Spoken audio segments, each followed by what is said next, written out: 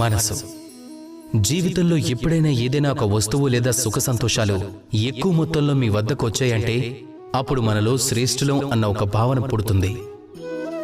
అయితే అది ఆత్మవిశ్వాసం అవ్వచ్చు లేదా అహంకారము అవ్వచ్చు. ఈ ఆత్మవిశ్వాసము అహంకారాల మధ్య చాలా వ్యత్యాసం ఉంది. నేను ఇది చేయగలను, నేను అది కూడా చేయగలను.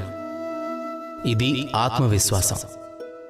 కేవలం నేనే ఇది చేయగలను, కేవలం నేనే అది కూడా చేయగలను, నేనే సర్వశ్రేష్ఠుణ్ణి. ఇది అహంకారం.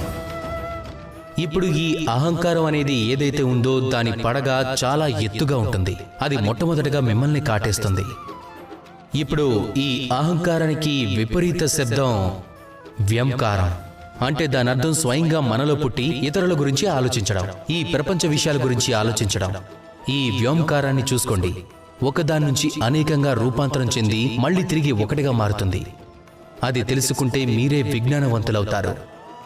ఎక్కువ మొత్తం నుంచి అలానే అహంకారం నుంచి మిమ్మల్ని మీరు దూరంగా ఉంచుకోండి. అప్పుడు ఈ మనసు సంతోషంతో చెప్తుంది, రాధా కృష్ణ.